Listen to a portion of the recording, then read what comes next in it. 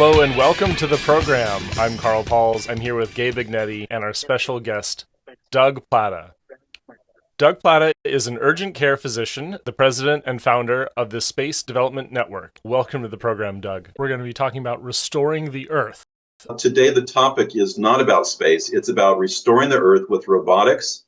My contact information, feel free, anybody who'd like to reach out to me there. Okay, I always like to give sort of an overview so people can see where it is that we're going. So I want to speak about the significance of robots. And I think in the next 5 years, we are all going to be quite well aware of robots becoming a part of our society, frankly. But I want to specifically take a look at the environmental impact of robots, how they could be used to improve our environment, maintaining the current sort of landscaping, doing things like cleaning up trash, graffiti, these sorts of things, even going into within our cities, empty lots and having robots working 24/7, turning those into parks to improve our local environment. And then going on, sort of expanding, working with roadsides and making those beautiful, even converting, parking lots as we go to these cyber cabs. We need to convert those parking lots probably into sort of garden sort of settings or park settings. And then this is a bit speculative, but we could begin to see, humanity over time, especially as we've industrialized and paved so much of the earth with roads, parking lots and cities. I could imagine a transition to really returning the earth to sort of a natural state, at least the surface of the earth, where we bring industry and other things below ground, and then above ground turns into a natural environment. And I would even go so far as to say that with robotics, we can create niches where species that are on the verge of extinction, we could actually create sort of livable environments for them that would be sort of optimized for them to flourish. So it's a rather expansive perspective here, and I think that you guys will enjoy this. So let's start with the significance of robots. So I think it's becoming fairly clear that there's a number of robot companies in the last 2 or 3 years that are really looking at what can we do to replace human labor with robots. And it is humanoid robots are the focus, although I honestly, I think most of the labor is going to be replaced not with humanoid robots, but what I call specific robots. So now, what's the advantages of robots replacing human labor? Well, you purchase them once, and after you purchase them, you don't have to pay them wages. These robots don't need vacation, they don't need breaks, they don't need sick days. You don't really have to spend time training them. You just download the training. There's significantly less management. You can sort of eliminate a management layer, and they keep at their task, and they don't slow down, less prone to make mistakes, these sorts of things. So there's a lot of advantages, especially financial advantages, to employ robots instead of labor. I don't really get into this in my presentation, but I think at this moment I'm going to mention it because the obvious question is, well, what about us humans if more and more of our labor, and including with AI, replacing the mental work and creativity even, believe it or not, I mean, it's hard to imagine that AI can replace our creativity, and yet they're making songs and making artwork and all these sorts of things. So yes, they can be creative. What about us humans? I mean, we sort of need jobs to have dignity and purpose and meaning in life. And I think that is a real concern, and I think it's going to happen fairly fast because, yes, we can expand the amount of work we need, but corporations are going to say, let's save some money first by replacing humans with robots. That's almost like the starting point. And that is, I think, a real concern.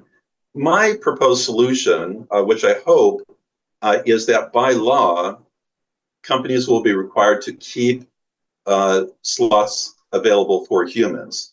But perhaps our jobs will become easier. I won't have to see patients every 15 minutes. Perhaps I can see patients every 30 minutes and let the AI and robots take on more of those tasks.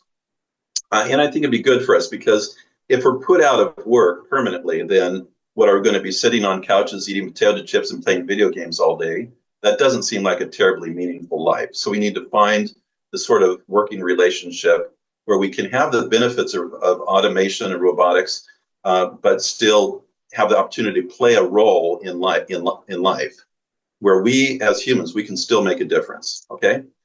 But let's get back to the robots and see what they can do. The robots can work faster than humans. There are some videos on YouTube that showing just how quickly these robots can perform different tasks.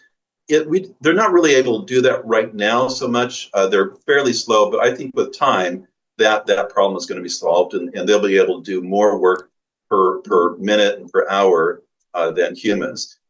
Key point is they can work 24/7, whereas a human can work, typically at most 8 hours. And so right there is a threefold increase in the amount of labor per robot.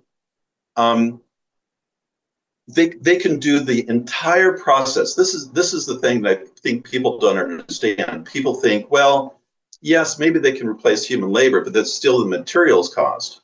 But what is the cost of materials except for paying people to mine it, paying people to process the ore, paying people to manufacture, paying people to assemble, paying people to transport, and then sales and delivery, and honestly, if you look at each of those steps, where the cost comes in is typically the human labor to set up and maintain and do the mining, the human labor to do the manufacturing, the processing and metallurgy and machining and all these sorts of things.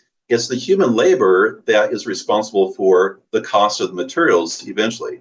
So not only will robots be able to replace the labor cost, but also the material cost as well. And so as we have more and more human labor removed from the whole chain of production, the cost, as human labor is taken out, the cost will proportionally come down. And the amount of work that it takes for us to be able to earn enough money to be able to buy a car, buy a house, when the prices are going down because human labor has been taken out, it's going to be easier to make a living because things are just so much more cheap. Now, this is also pretty important, and this is an actual picture of an earlier version of Tesla's Optimus robot. We call it the Tesla bot. I mean, in common language, we call it Tesla bot. This is actually a screen capture of a Tesla bot that is installing a part to another Tesla bot.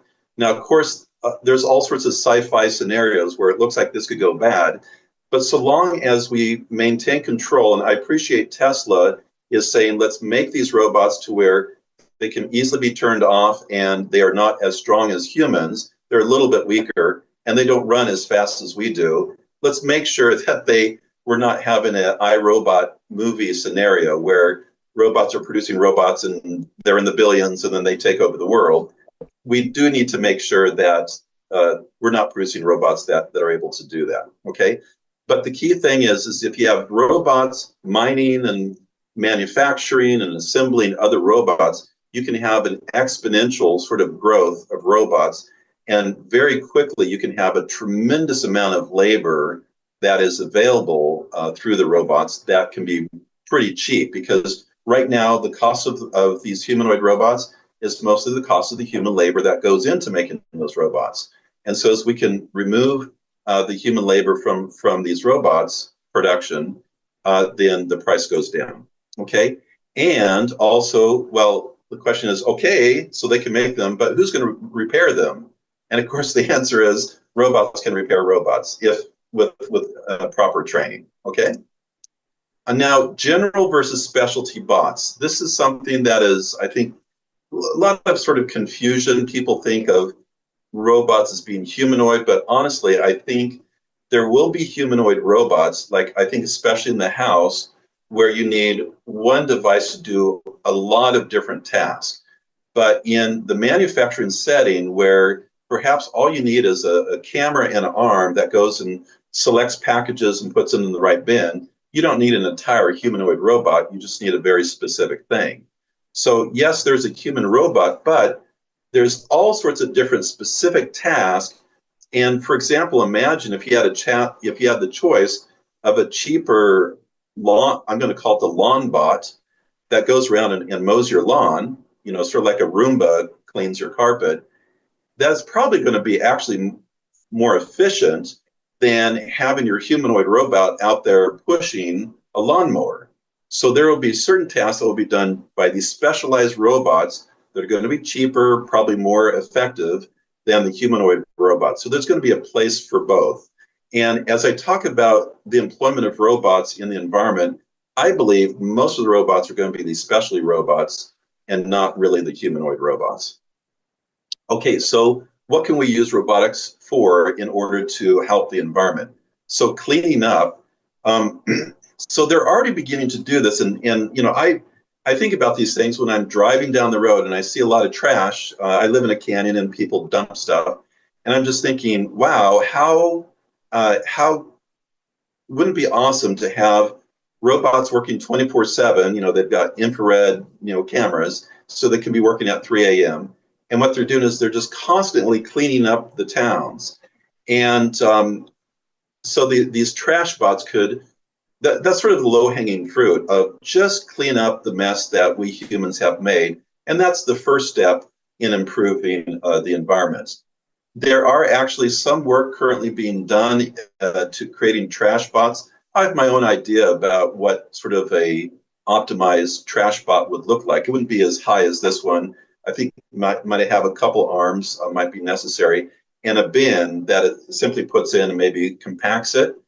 So it's able to go, and then it takes, after it fills up its bin, it takes it over a particular location that another robot that comes driving by can pick up this bin, put it in a larger sort of vehicle size, self-driving vehicle to take the trash to the landfill. So I believe that at relatively little cost, I think we could sort of solve the trash problem that we have, at least that aspect of the public trash.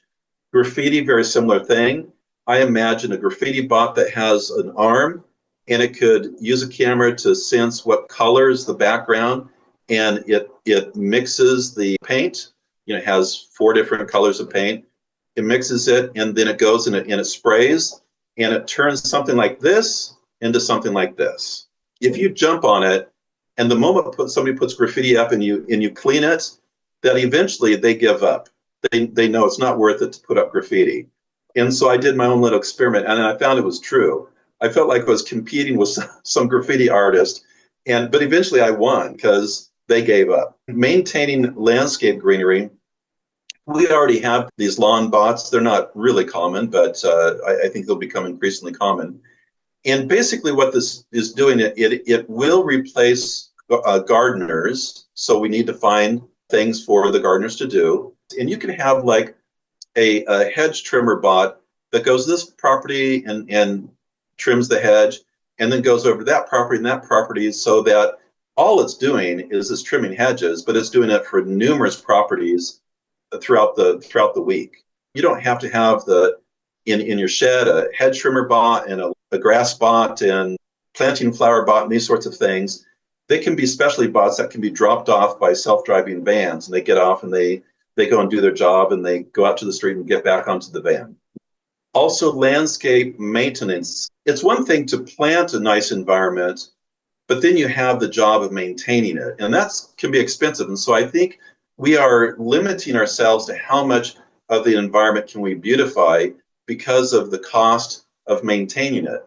But if we can go ahead and have robots that maintains things that are planted, we can afford to expand and really make the lived environment just a lot more beautiful, a lot more greenery. Now, mind you, I live in Southern California. We have a great need to improve the look of our environment because it tends to be brown and brush and stuff like this. But I would appreciate more green where I live. And this does mean things like trenching and putting in drip lines and stuff like that, and connecting and et cetera. So it's not just planting and you're done, okay? So gardening empty lots. So like, here's a picture I got off the internet. Here's just undeveloped lots. They turn it into a nice little place. Imagine if robots could go through, especially run-down part of towns, and they could be cleaning and painting and removing trash, and then they can come in and actually put in lawns. I don't see why we should stop at just lawns and trees. I think it could have little water features and flowers and bushes and stuff like that. So it could be made significant improvement to our lived environments.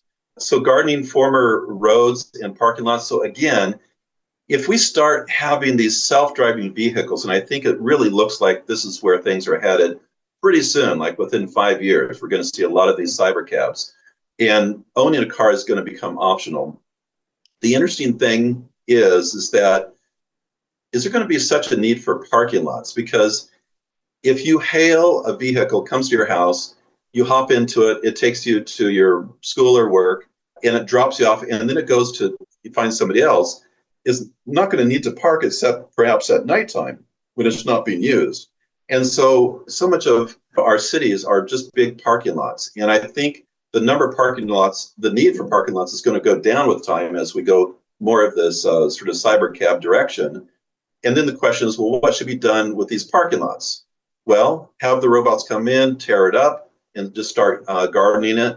And we turn our parking lots into sort of gardens that are becoming, our cities are becoming more and more gardens. And I think this is a neat future that we'd be looking for.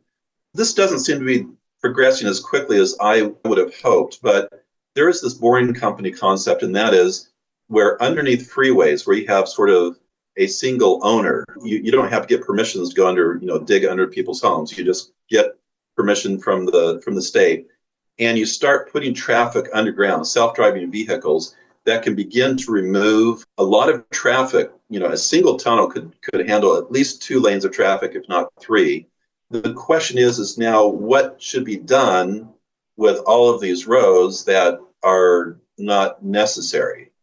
And I would say let's go ahead and green those too, and just turn those into parking lots. And this is where the robots come in. They're working in Las Vegas, where they're doing most of their work right now. I'm hoping that it'll become cost effective enough that it will be applicable to freeways. I know in Southern California, we've got a real problem with traffic. I would love to see a permanent solution. Without underground tunnels, I don't know what else is the solution.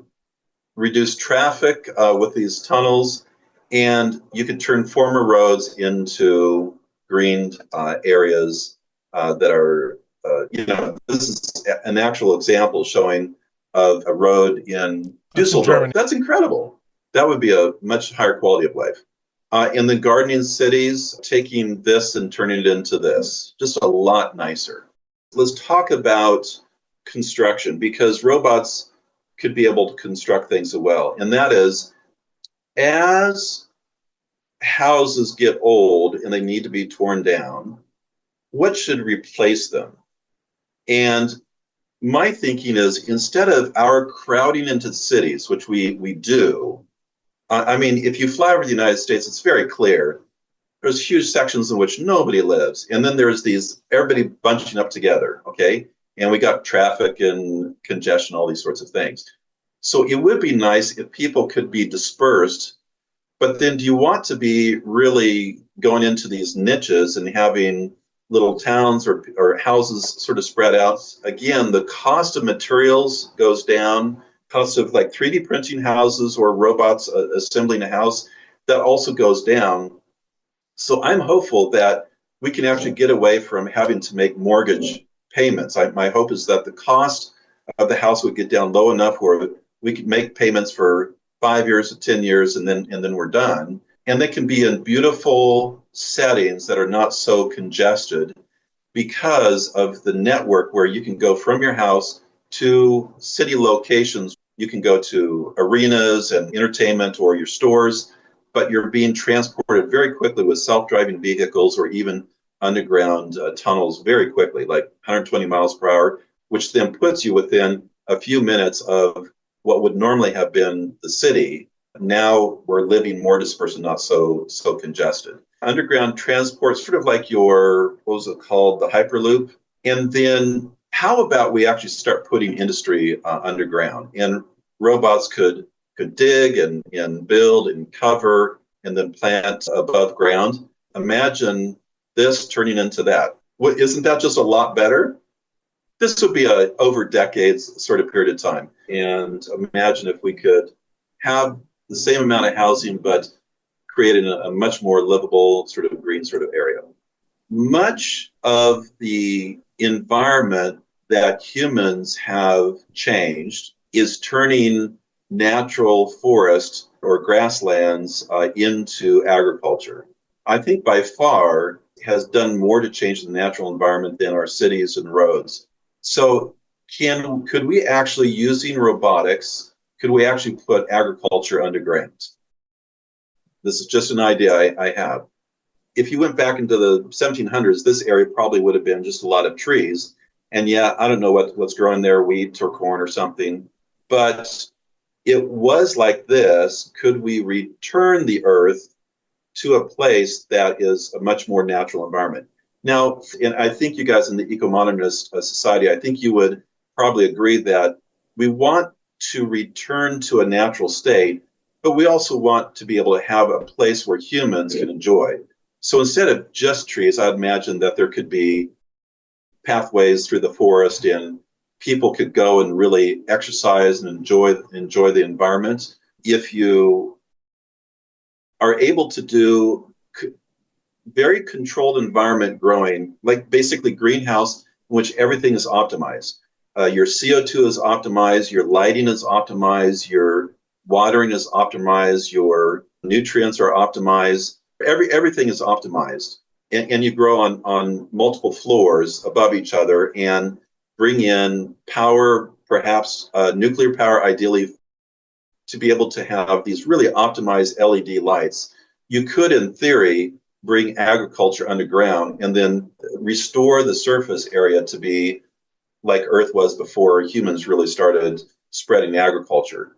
And of course, this would be a much better environment for species. So speaking of which, the increasing niche areas. So there are many species that are doing fine, but there are a number of species that, because of human intervention, they're on the endangered species list. And then there's another category that, frankly, they were endangered from the get-go. Like, for example, on certain islands where it's a small niche, and there's just not many birds of that particular species. And so because there's so low number to begin with, even before humans rise, they were sort of on the edge of survival. My thought is with proper planning, biologists working with robots, they could actually go ahead and create niches that are sort of ideal for certain species. So we could introduce species into that environment, and the robots put a fencing or whatnot to protect it from predators and be able to expand the area that they could be able to survive and grow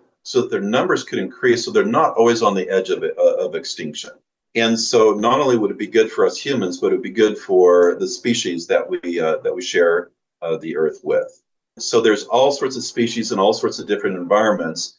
And as we put agriculture underground, and as we use robots to go ahead and increase certain environments for certain species, I think that we might be able to increase the size of these different species. And that concludes my presentation on restoring Earth by the use of robots. So there's a lot of potential responses to this. And in some ways, using our environment more efficiently is going to create a vacuum. It's a vacuum of opportunities, of like available resources, and many people will have different opinions on how that's going to be used. Some of them perhaps contrary to your organization or your working groups, but I think in general, this is the look of the future to come. We have great potential when it comes to robotics, when it comes to machine learning, to achieve a lot. I think that one of the things that as eco-modernists we would push back on is the concept of a rural houses or a cheap rural house as being the ideal. We're more to the rewilding, like your idea of having wildlands and forests recover from agriculture.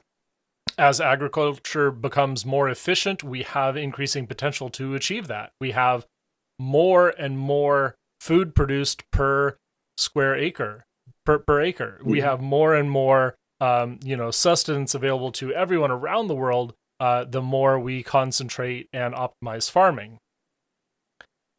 And this comes full speed into the contradiction in the proposal that rural housing is the cheapest, best option, or that a single occupant vehicle is the most desirable option.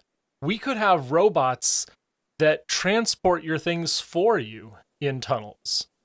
You could take a personal electric vehicle at whatever safe speed you have on that freeway. You could get into mass transit with your personal vehicle. It could be transported underground away from people on the cabin, not to bother anyone. And you could have a wonderful, relaxing time traveling from point to point. Use your personal vehicle for the last mile. And when you get to the final destination, that underground network of robots has all of your things. If you're a tradesperson, if you're there to diagnose, say, a robot facility, to upgrade it to whatever, all of your tools will be there. And so there's so much more that I think we can do with the idea of robotics that is accessible to a multiple different ideas of future planning, of the planning of future societies. It doesn't have to look like what we have today. And I would be extremely excited to push your members into thinking in those directions. We don't have to live in all in a perfect northern Oregon climate where everything is green and savanna grass everywhere, the Savannah Augusta grass everywhere, like little Bermuda green space. We can allow the invasion of indigenous species, indigenous plant life. We can allow a little bit of brown where it's appropriate. We can allow that to be there in California with a few accent plants tended by robots. We can make something sustainable and encourage the integration of the diverse ecologies of our planet without necessarily forcing it to all be the same. So I appreciate your vision, but I also want to say that we've got room to flex here. So I absolutely, totally agree. In your vision, what would be sort of the ideal setting where people would live? To me, I think living sort of having your own property and living out in the not in the woods, but in more rural areas. Mm-hmm. To me, that's sort of the idyllic sort of thing that I think a lot of people would choose. But I get the sense maybe you guys have an idea about maybe concentrating people in very nice but urban environments and then letting the rural areas go to nature. I think that there's a balance. Go ahead, Gabe. Yeah. This is just my thing. I've always thought about this. Creating going to mountains, some places that are really beautiful and you got mountains, and just tunnel into the mountain and create a city underground that has everything where you could enjoy the city. For apartments, this would be literally across the side of a certain section of the side of the mountain. If you're tired of the city, you could just go right out into the wilderness.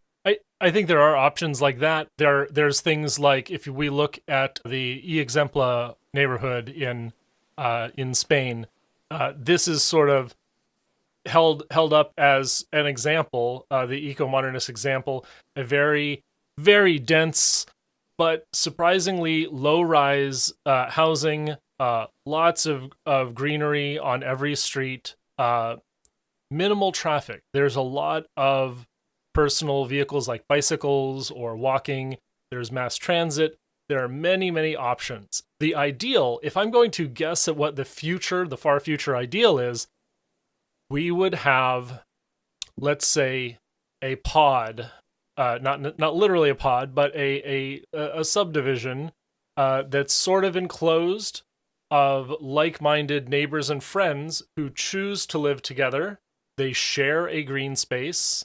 They have somewhat separated condos and the ability to, enjoy the green space, the shared private green space, and then the outer public green spaces around them, and achieve a fairly high density of, a cohort of their choosing without necessarily being a lone retired couple in a 4,000 square foot mini mansion out in the countryside. And I saw the statistics this morning between 20 years old and 60 years old, those two cohorts have a shared trait of socializing once a week or less and being alone 6 hours at a time. And so, as we talk about the missing third place, the evolution of work, and the evolution of urbanization and transit, we can talk about this as a future potential for re-envisioning, like, how would you choose to live your life if there were no constraints, if we didn't have to Right. rely on the equity of your home for retirement or your financial system. That's the next level that I'm looking for. Yeah, yeah. And honestly, I believe we are at a transition point with automation and AI, where we are going to be able to have these choices, where we really will be able to say, it's they talk about as the age of abundance, and I think if it's managed well, it can the end result can be very good. Yeah. And to this sounds like utopia, which people understandably have a lot of skepticism about, but do think about it. The Industrial Revolution took our lives from when we were living in European villages, many of us, to the present day in which we are able to drive at 60 miles per hour and have heaters, and our clothes are being washed by the washing machine, et cetera. The Industrial Revolution has dramatically improved the quality of our life, and yet we still are limited by the human labor. We live the quality of our life based upon the labor of other people, and there can be some exploitation or some people having to work long hours and tough shifts to be able to provide the quality of life for everybody else. And when we're able to bring in robots, I think it changes that equation where we can really begin to ask the question, what sort of life would I like to have? And that becomes available because now even human labor, not just manufacturing, but human labor is now being taken over by the machines, thereby freeing us to and live the more. it is there's multiple questions built into that. We like to say that, well, nuclear like nuclear fission especially is a socialist miracle because it relies so heavily on labor and it produces such an enormous energy output per square mile of land. And that is a contrast to sort of these questions of where labor is going to be invested in the future, or or at least where is human attention going to be invested? Are we going to turn play into a kind of labor? Are we going to commodify the human experience and begin selling the human experience as content creators and having the voyeurism of one another's lives being the main economic output? Or are we going to have something like surveys so that the common people are determining the tastes of the ultra wealthy? And are there a number of different very strange economic systems we could see in the future? And these robot systems are a part of that economic system. Would these be microtransaction or subscription services to keep your neighborhood looking beautiful? Would there be competition? Would there be industry organizations so that the robots played nice together? Or would we have robot gang wars? There's all sorts of Great. fun ideas that come up in my mind. The future economy is hard to interpret because so much of our economy is based on human labor. And when you start to take that out of the question is what is an economy if people can just get what they want?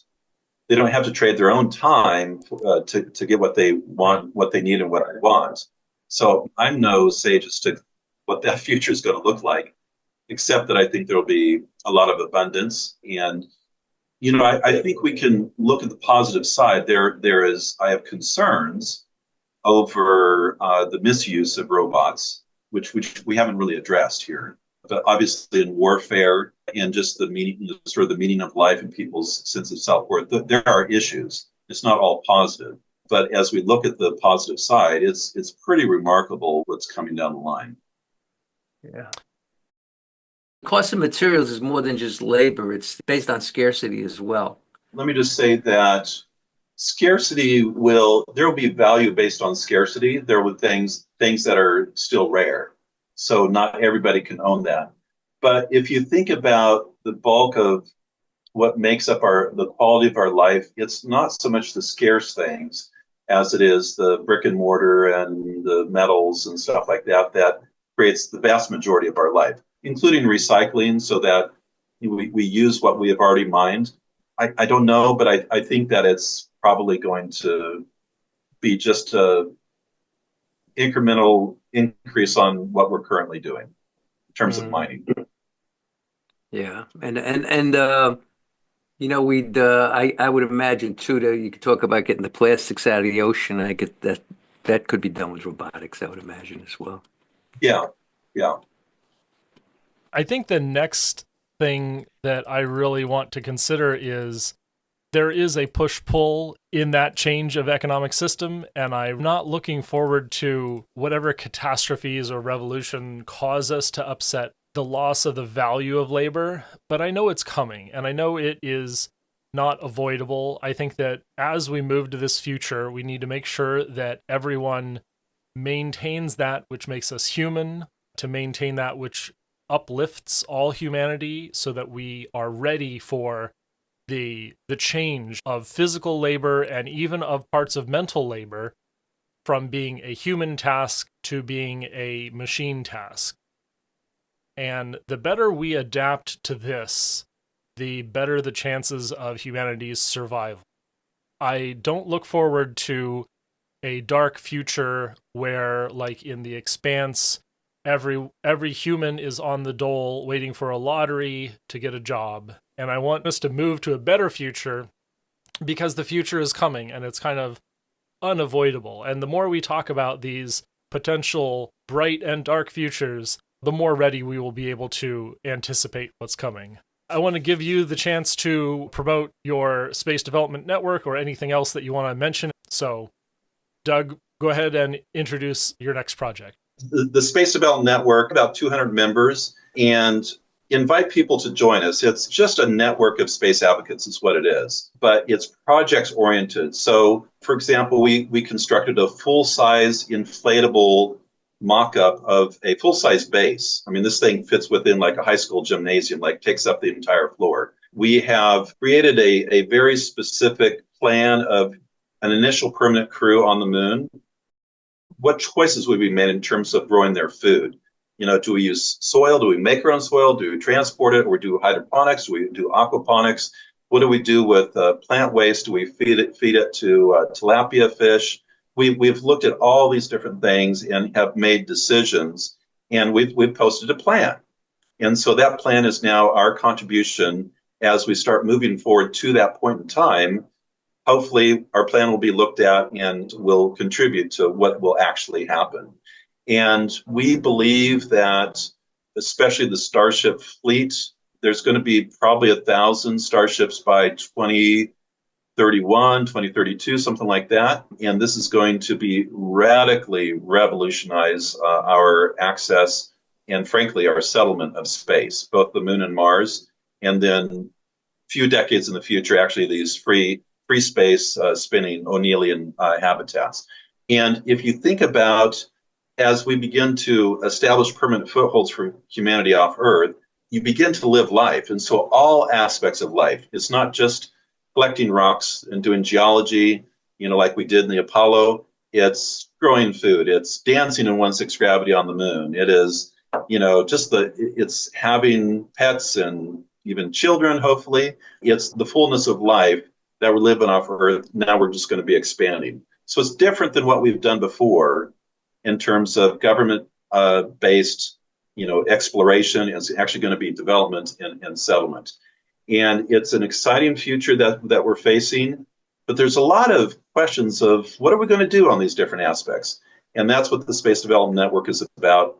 It's space advocates of various levels joining together and saying, what will the future look like? And begin to say, what can we do in terms of projects to actually advance that future? So again, anybody watching, if you'd like to join us for free forever, it's developspace.info. You can go ahead and look through the website, and then there's the join button, and you can join, fill out your information as to what your interests are, and then we'll be reaching back to you as we organize these working groups on these different topics.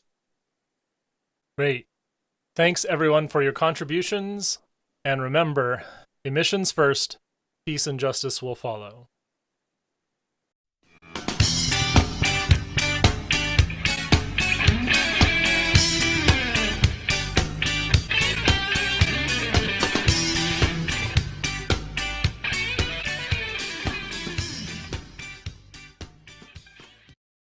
Please subscribe to us on YouTube, Ecomodernist channel.